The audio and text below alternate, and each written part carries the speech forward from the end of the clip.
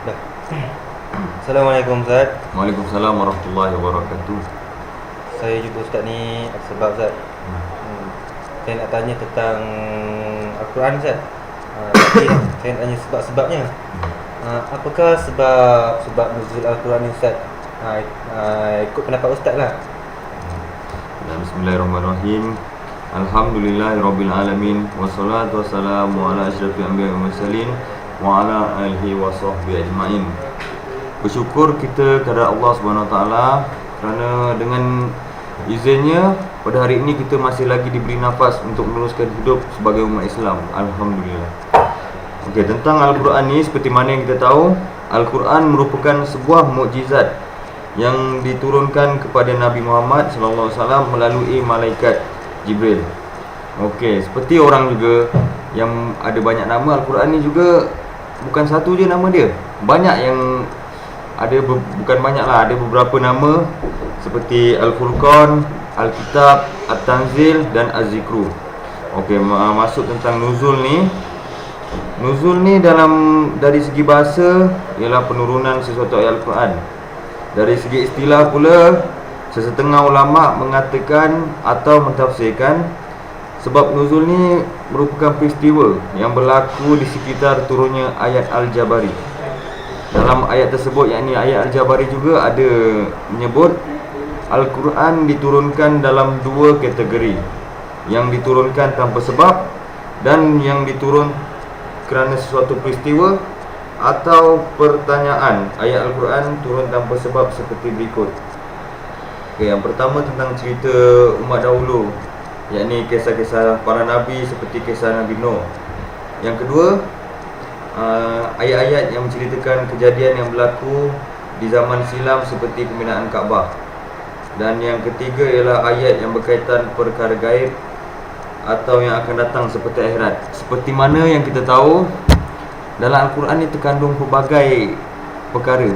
Al-Quran ini juga merupakan panduan kepada setiap umat manusia yang di muka bumi ini yang bergelar Khalifah Allah, iaitu sebagaimana yang kita tahu, memang dua panduan dalam hidup ni, Al-Quran dan As-Sunnah.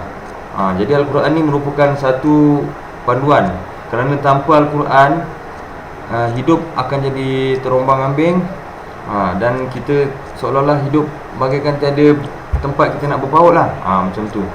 Jadi Al-Quran ni, sebab ada setengah orang, kalau kita tengok zaman sekarang, Al-Quran ni digunakan setakat untuk sebagai hantaran perkahwinan. Ada juga Al-Quran ni sebagai hiasan yang menunjukkan rumah tu rumah orang Islam. Tapi apa gunanya kita beli Al-Quran sampai beratus-ratus tapi kita tak baca langsung? Dari situ kita dah nampak yang mana umat Islam zaman sekarang ni macam mengetepikan Al-Quran dan hadis ni. Padahal mereka tak tahu dalam Al-Quran ni terkandung pelbagai mukjizat, pelbagai panduan lah untuk dijadikan panduan hidup. Berbagai-bagai ilmu kita boleh ambil dari Al-Quran ni. Sebab itulah orang kata kalau nak baca Al-Quran ni, kita kena tahu maksud dia. Dari situ kita tahu apa Al-Quran ni ceritakan. Kalau anda tahu tentang maksud dia, memang Al-Quran ni seumpama sebuah buku cerita yang komplit, orang cakap. Dalamnya ada kisah zaman dulu, kisah Nabi-Nabi, dan ada juga kisah yang akan datang, seperti hari kiamat. Mungkin semua tak tahu hari kiamat tu macam mana, tapi dalam Al-Quran ada gambaran yang diberikan. Kalau kisah zaman dulu, tentang zaman Nabi lah, Nabi Nuh, Nabi Adam, Nabi Muhammad sallallahu alaihi wasallam, iaitu Nabi kita sendiri. Jadi dari situ kita boleh menghayati isi-isi Al-Quran ni. Sebab itulah sekarang banyak orang yang cuba ingin menaikkan balik martabat Al-Quran ni. Bagai-bagai program diadakan untuk supaya anak-anak muda zaman sekarang ni belajar menghayati Al-Quran dan mendalami ilmu Al-Quran tu. Kerana kita sekadar baca je, umpama kita sekadar kita membaca je, tapi kita tak tahu apa isi dalam tu. Sebab itulah ramai orang dia cuma baca untuk lepaskan khatam 30 juzuk, bagi diorang lepas. Jadi cuba kalau dia menghayati isi-isi Al-Quran tu, kalau dia faham, mungkin akan berulang kali dia akan membaca Al-Quran tu, kerana dia minat tentang isi-isi Al-Quran tu. Okeylah. Setakat tu je lah pendapat yang dapat saya berikan. Terima kasih Ustaz atas pertolongan atau penjelasan yang Ustaz bagi kepada saya. Saya amat terutang budi kepada Ustaz. Sama-sama. Semoga jumpa lagi. InsyaAllah. Terima kasih Ustaz atas pertolongan Ustaz tadi Ustaz. Ya. Jangan lupa praktikkan apa yang saya cakap. InsyaAllah Ustaz. Okay. Assalamualaikum warahmatullahi wabarakatuh. Waalaikumsalam.